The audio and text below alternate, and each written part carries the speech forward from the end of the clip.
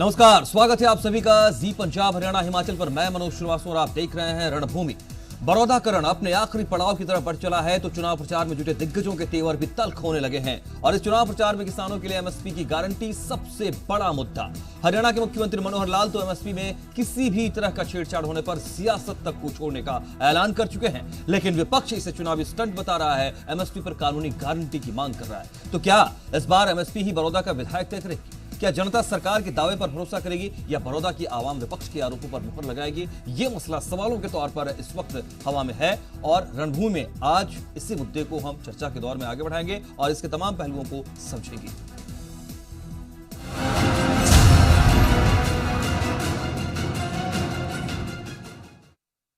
MSP खत्म करने की कोशिश ने की तो मित्रों, आज बड़ौदा की सभा में मैं कह रहा हूं, एमएसपी कोई खत्म करेगा तो ये मनोहर लाल राजनीति छोड़ देगा, एमएसपी खत्म नहीं होने देगा।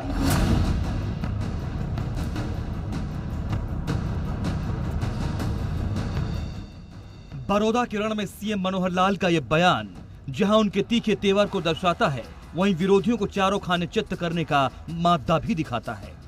चुनाव में वैसे तो मुद्दों की कोई कमी नहीं है, लेकिन एमएसपी के मुद्दे पर सरकार और विपक्ष में घमासान मचा हुआ है। ऐसा लगने लगा है कि अब एमएसपी ही तय करेगी बड़ौदा में विधायक का नाम। एमएसपी खत्म करने की कोशिश ने की तो मित्रों, आज बड़ौदा की सभा में मैं कह रहा हूं, एमएसपी कोई खत्म करेगा तो ये मनोहर लाल राजनीति छोड़ देगा, एमएसपी खत्म नहीं होने देगा।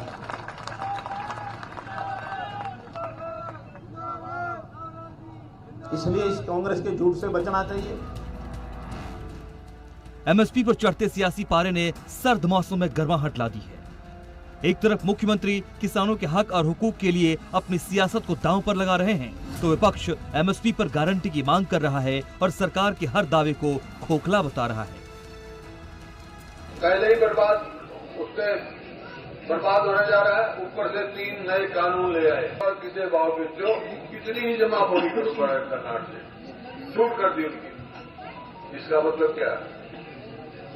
क्या नतीजा होगा इसका नतीजा ये होगा, जब किसान की फसल आएगी मजबूरी में सब्जी बेच के जाएगा और वो फिर जमाखोरी कर लेंगे, जब जरूरत पड़ेगी तो महंगी करेगा, मुनाफा वो कमा लेगा।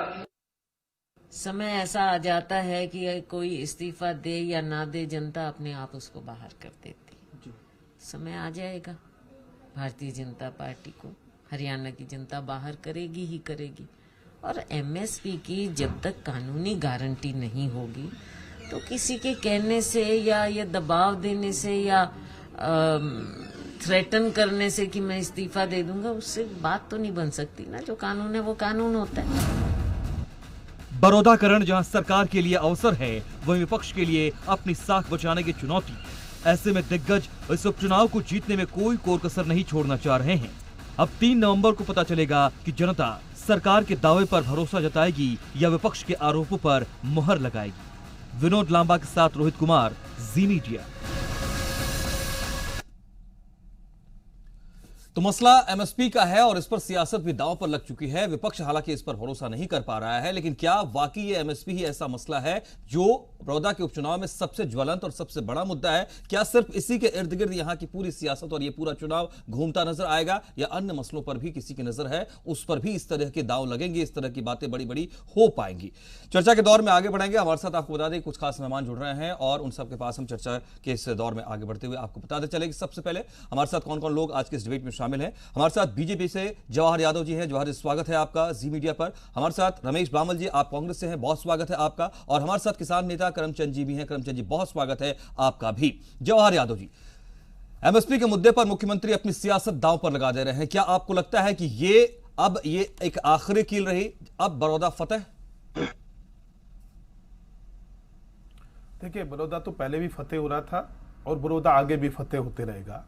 बात बड़ौदा के चुनाव की नहीं है, बात है किसानों के हितों की। और कांग्रेस जो आज तक किसानों के केवल नारे देती रही है, जैसे इन्होंने इंदिरा गांधी ने 1971 में गरीबी हटाओ कांग्रेस लाव लाया था, आज तक वो हुआ नहीं। तो इन्होंने केवल नारों के नाम पे किसानों को ठगा है। मैं फैक्ट्स की बात करता हूं। अभी भूपेंद्र सिंह हुड्डा जी की बाइट आ रही थी कि फसलों की सब्जियों की बात कर रहे थे। मैं बताएं, उन्होंने कब सब्जियों की कोई एमएसपी बनाई?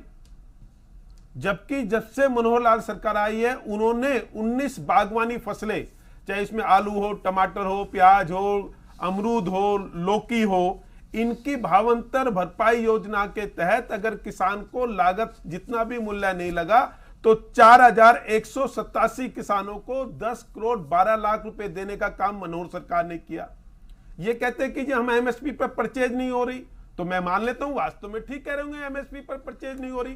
परंतु जब ये हुड्डा साहब ये कहते हैं कि एमएसपी पर परचेज नहीं हो रही, तो वो वास्तव में हुड्डा साहब के जो 10 साल थे जिसमें कभी सरसों खरीदी नहीं गई, मैं फैक्ट के साथ बता रहा हूं आपको, जिसमें सरसों कभी खरीदी नहीं गई, और मुख्यमंत्री केवल उन्होंने 10 साल में 2005-6 में और 6 और 7 में सरसों 2 बार खरीदी, और उसके बाद ये कहते हुए बंद कर दी कि इससे किसानों से सरसों खरीदने पर हरियाणा की सरकार को नुकसान होता है। ये मैं जो विधानसभा में कहा गया, उत्तर दिए गए मंत्री द्वारा, वो कोट कर रहा हूं। उसके बाद जब भाजपा की मनोहर सरकार आई तो उन्होंने कहा कि सरसों हम खरीदेंगे, और आज स्थिति यह है कि 19-20 में 61 लाख क्विंटल सरसों खरीदी गई, और इनके समय में जो 2 बार सरसों खरीदी गई थी, एक बार 30 लाख खरीदी गई और एक बार 45 लाख खरीदी गई, और फिर यह कहा गया कि यह घाटा होता है हरियाणा सरकारों को और किसानों को फायदा होता है, इसलिए हुड्डा साहब ये काम नहीं करेंगे। उसके बाद बात कर लेते हैं बाजरे की। ये कहते हैं कि जी हम एमएसपी पर चीजें खरीदेंगे। क्या अपना पंजाब खरीद रहा है जिसने गारंटी दी, उसने भी अगर एमएसपी की गारंटी दी तो उसका मतलब केवल और गेहूं और धान की गारंटी दी जिसका पैसा मोदी सरकार भेजती है। वो कहते हैं यस हमने गारंटी दी है, तो जिन 22 फसलों के समर्थन मूल्य उन सब पर यह नियम लागू होगा। केवल उन पे लागू क्यों किया जिसका पैसा मोदी सरकार भेज रही है। अब मैं आपको बाजरे का आंकड़ा बता देता हूं। ये बाजरे का रिकॉर्ड है मेरे पास पिछले 15 साल का। इसमें भी हुड्डा साहब ने 2012, 13, 14, 15 में कभी भी बाजरा नहीं, ये मैं रिकॉर्ड पे बता रहा हूं। ठीक है। उसके बाद मनोहर सरकार ने फिर खरीदना शुरू किया, और पिछले साल जो हमने खरीदा वो 30,92,410 क्विंटल बाजरा हमने खरीदा। अच्छा, ये खरीदा भी क्यों नहीं जाता था वो भी बता देता हूं। क्योंकि बाजरा फसल है दक्षिण हरियाणा की, और कुछ नेताओं को दक्षिण हरियाणा से नफरत है, उसमें चाहे हुड्डा साहब हो चाहे चौटाला साहब रहे हो, इसलिए उन्होंने कभी बाजरा पे ध्यान नहीं दिया। मुख्यमंत्री, हाँ, एक एमएसपी हुड्डा साहब की खूब चली जो उन्होंने बहुत बढ़ाई, उस एमएसपी को मुख्यमंत्री मनोहर लाल ने खत्म कर दिया। वो न्यूनतम समर्थन मूल्य था नौकरियों में पैसे देने का, कि चपरासी की एमएसपी क्या होगी। ठीक है साहब, दूसरे एमएसपी के दूसरे मीनिंग पर हम आएंगे, एमएसपी के दूसरे मीनिंग पर बाद में चर्चा करें।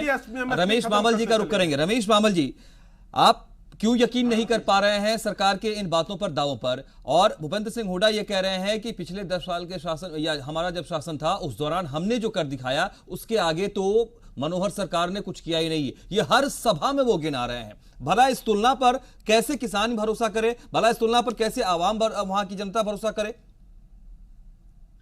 देखो ब्रदर, इसमें हम फैक्ट की बात करते हैं, सच्चाई की। बिल्कुल फैक्ट पर आइए, अच्छी बात है, दोनों आप लोग फैक्ट पर बात करें, बहुत बढ़िया। हाँ, फैक्ट पे बात करेंगे।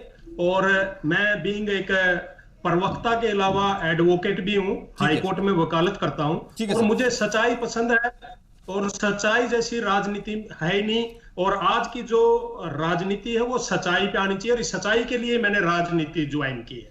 अब मैं फैक्ट की बात करता हूं कि हमारे माननीय मुख्यमंत्री खट्टर जी के इस बयान से जो मीडिया इसको उछाल रहा है कि जी विपक्ष में खलबली मच गई। अरे जुमलों से खलबली नहीं मचती है, एक जुमला है ये बगैर सिर पैर का। मतलब आप कह रहे हैं कि एक सीएम अगर ये कह दे कि वो सियासत छोड़ देगा, ये एक जुमला मात्र है, आप ये कह रहे हैं, इस स्टेटमेंट की कोई मीनिंग नहीं है। मैं आपको बात बताता हूं ना, ठीक है, जुमला कैसे है, जुमले का कोई रीजन भी तो होगा ना, तो मैं रीजन दूंगा आपको कि जुमला कैसे है। हमारे माननीय प्रधानमंत्री शुरू से झूठ बोलते आए, जुमलों की राजनीति की आज तक कोई काम किया उन्होंने देश के लिए, देश पर खरीदा, उस पे बात करो ना, कहां डिबेट को लेके जा रहे हो मित्र?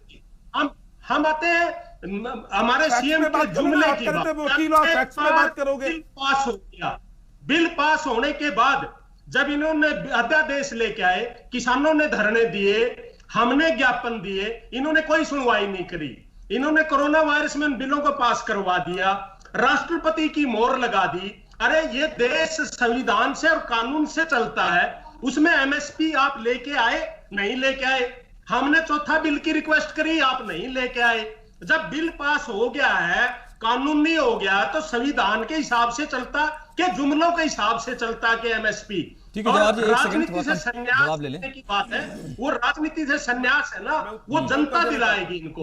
और मैं आपको ये बता दूं, जो ये भाई साहब अभी बात कर रहे थे जवाहर जी, मैं आपको घोटाले गिनाता हूं कि भारतीय जनता पार्टी और जजपा ने घोटालों के अलावा कुछ नहीं किया। मैं आपको चर्चा हो रही है, अभी एमएसपी पे कर लो, चावल खरीद घोटाला, शराब बताने को कुछ है नहीं आपके पास, धान खरीद घोटाला, यमुना खरीद घोटाला,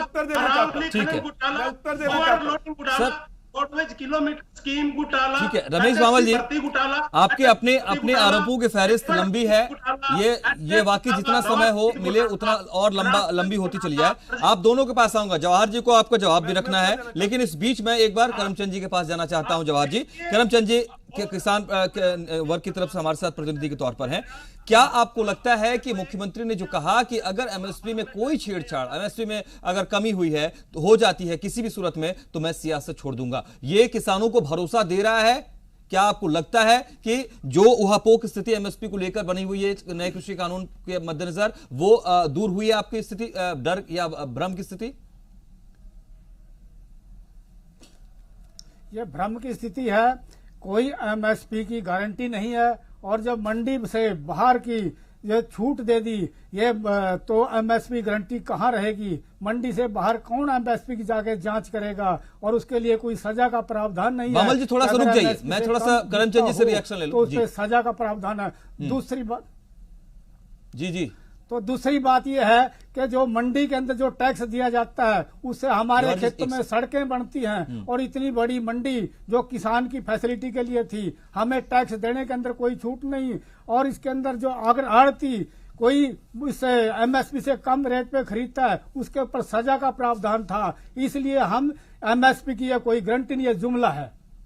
ठीक है जवाहर यादव जी, अब आपके सामने विपक्ष के भी सवाल हैं और किसानों के अंदर असंतोष की स्थिति अभी भी है, ये जानने और ये सामने आने के बाद कि मुख्यमंत्री कह रहे हैं कि मैं सियासत छोड़ दूं। देखिए, किसान नेता का तो मुझे तर्क ही समझ में नहीं आए। वो कहते हैं जी कौन बाहर जाएगा तो कैसे चेक करेंगे? अगर किसी को डाउट है तो वो मंडी में बेच लो। क्या मंडी में फसल बिकना बंद हो गई क्या? ऐसा कोई नियम आया है क्या? ये तो ये कहा गया है कि किसी को मंडी से भी अधिक रेट बाहर मिलता है तो उसको बेचे। उसके बाद अगर मंडी से बाहर, एक मिनट सुनिए भाई, सुनिए मेरी बात। मंडी के अरे मैं आपके बीच में नहीं आता, रुको भाई, आप अरे रुको करमचंद जी, रुको करमचंद जी, रुक जाओ एक बार, मेरी बात खत्म हो जाए। करमचंद जी को मैं ये बताना चाहता हूं, एमएसपी से अगर अधिक रेट मिलता है व्यक्ति तो बाहर जाएगा, नहीं तो वो मंडी में ही बेचेगा। क्या मंडी में बिकना बंद हो गया क्या? किसी ने ये कहा क्या कि मंडी में? इसलिए मुख्यमंत्री ने कहा कि जब ये सवाल उठा मैंने इसका जवाब नहीं दिया, मैंने तो उसके करके दिखाया। अरे एक मिनट चुप तो करोगे बीच में जी? आपको किसान लोग सुनना चाहते हैं पर बीच में बोलोगे कैसे सुनेंगे? आप एक मिनट करमचंद जी चुप करिए एक मिनट, मेरी निवेदन आपसे, रिक्वेस्ट है, मेरे बात बोलना। हाँ देखिए, आज किसान का हमने कब कहा कि किसान को, तो इसलिए मुख्यमंत्री ने पहले परचेज की, उसके बाद मुख्यमंत्री ने बयान दिया कि एमएसपी हमारे यहां मंडी ऐसे ही चलेगी, नंबर 1। अब मैं आता हूं अपने किसान मित्र के, कांग्रेस के मित्र, इन्होंने पूरा अपना परिचय दिया कि ये वकील है और हाई कोर्ट में प्रैक्टिस करते हैं। साधुवाद आपको, आप अच्छे वकील बने, परंतु इन्होंने कहा जी मैं फैक्ट्स में बात करूंगा। एक शब्द इन्होंने फैक्ट्स पे बोला हो तो बताओ। इन्होंने कहा जी संसद में पास कर दिया। अरे संसद में बिल पास होता है। इन्होंने कहा जी राष्ट्रपति के हस्ताक्षर करा दिए, और सर राष्ट्रपति के हस्ताक्षर होते हैं, ये तो संवैधानिक प्रक्रिया है, इसमें आपने क्या किया? अब इन्होंने एमएसपी पर कोई चर्चा नहीं की। जैसे मैंने बताया, ये मुझे एमएसपी पर बताए ना कि हुड्डा साहब ने कितना बाजरा खरीदा। आप फैक्ट्स में बात करने वाले व्यक्ति है ना। आपने कितना सूरजमुखी खरीदा वो बताइए, एमएसपी पर कितना आपने लगे हाथ पूछते हैं ना जवाहर जी, रमेश बामल जी, कितना आपने बाजरा में उस पे रमेश बामल जी और जवाहर जी को बात करेंगे, जवाहर जी को स्क्रीन पर लाएं और एक एक सवाल का जवाब रखें। जो आपको ब्रदर, फिर आपका मुद्दा क्या है? आज का मुद्दा यह है कि हमारे माननीय मुख्यमंत्री ने एक बयान दिया कि यदि एमएसपी खत्म होगी तो मैं राजनीति से संन्यास ले लूंगा। हमारा जो आज का डिबेट है वो इस विषय के ऊपर है। आप उसको देखिए कि जब एक कानूनन एक बिल पास हो जाता है, कानूनी मान्यता मिल जाती है, तो उसके बाद उस जुमले की क्या औकात और अहमियत रह जाती है। दूसरा, हम किसी एक वर्बल बात के ऊपर नहीं बात करते, आप एमएसपी कानून लाते तो ये स्टेज ही नहीं आती थी। मंडी व्यवस्था में दूसरी इन्होंने जो अभी बात की है कि आप जवाब जी दीजिए ना, आप और बामल जी ही इस वक्त हैं स्क्रीन पर। जवाब जी और रमेश बामल बीजेपी और कांग्रेस के प्रतिनिधि जी। करमचंद जी मैं आपके प्रश्न का उत्तर दे रहा हूं। रमेश जी मैं आपके प्रश्न का उत्तर दे रहा हूं। रमेश जी सुनिए, मैं आपके प्रश्न का उत्तर दे रहा हूं। रमेश जी आपके प्रश्न का उत्तर दे रहा हूं। आपके सवाल का जवाब भी दे रहे हैं जवाहर जी।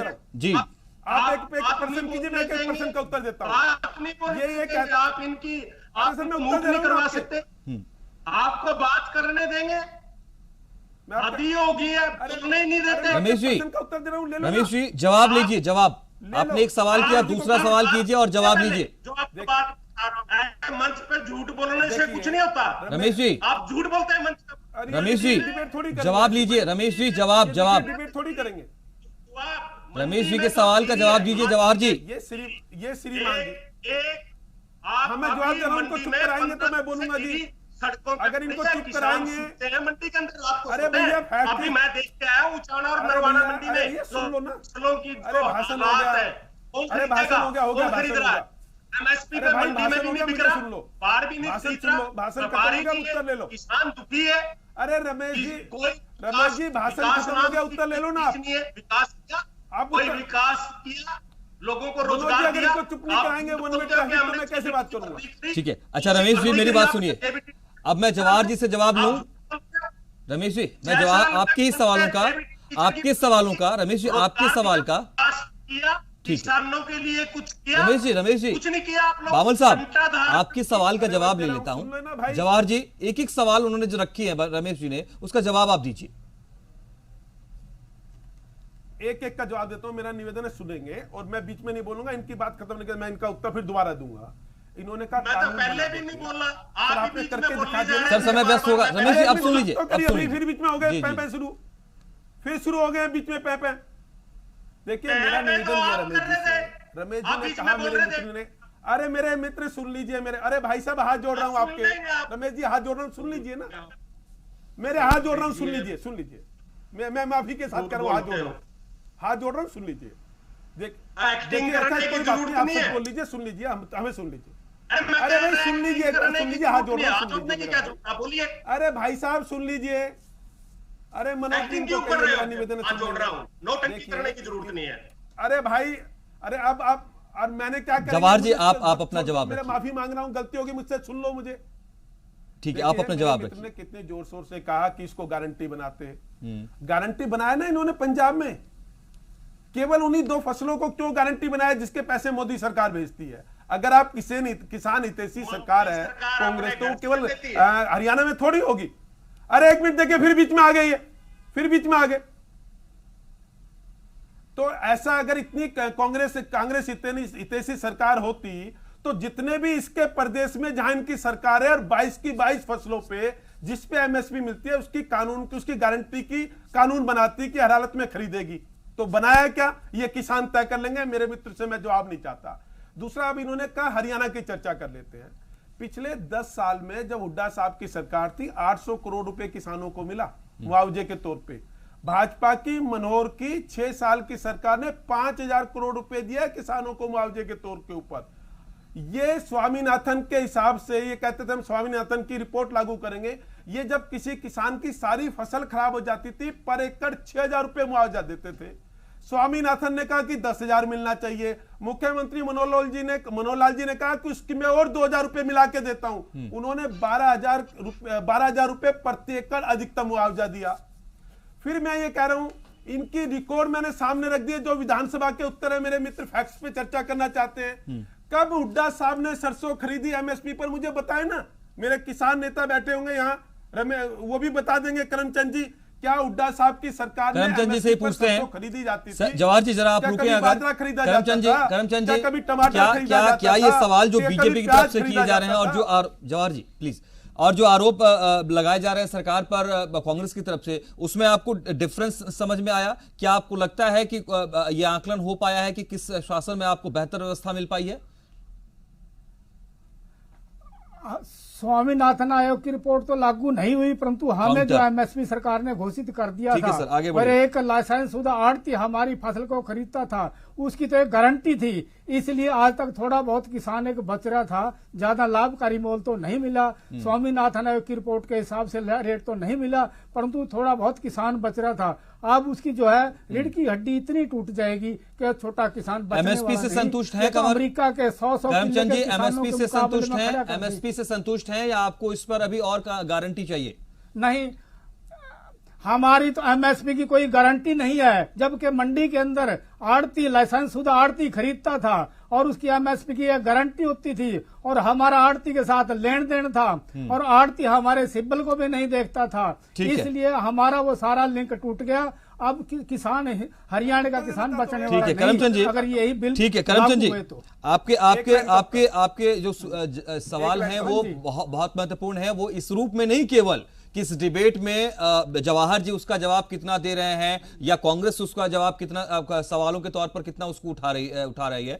यह महत्वपूर्ण इसलिए भी है क्योंकि हम और आप इस वक्त बड़ौदा के रण के धुरी को लेकर चर्चा में बैठे हुए हैं। यानी बड़ौदा के रण में इन सवालों का जवाब कितना मिलता है, कौन किसको कितना सेटिस्फाई कर पाता है और कितना इरेज कर पाता है, इस मामले को फिर से सामने लाकर यह महत्वपूर्ण होगा। क्योंकि यह जवाब और सवाल की जो प्रक्रिया है ना, यह लंबी चलेगी। क्यों जवाहर जी, आप लोगों की तरफ से लगातार किसानों के बीच जाने का कार्यक्रम चल रहा है, सवाल कांग्रेस की तरफ से लगातार उठाए जा रहे हैं, लेकिन बड़ौदा की जनता यह तय करेगी कि आपने कितना जवाब दिया और विपक्ष ने कितना सवाल उठाया, वो जनता तय करेगी। बहुत शुक्रिया सर आप सभी का हमारे साथ इस डिबेट में शामिल रहने के लिए, इस चर्चा में शामिल होने के लिए। तो बड़ौदा के रण में लगातार अलग अलग मुद्दे सामने आ रहे हैं और आखिरी पड़ाव की तरफ जैसे जैसे ये प्रचार बढ़ रहा है, कई और मुद्दे सामने आने बाकी हैं। इन तमाम मसलों पर मुद्दों पर हम चर्चा लगातार जारी रखेंगे। इस वक्त दीजिए इजाजत, नमस्कार।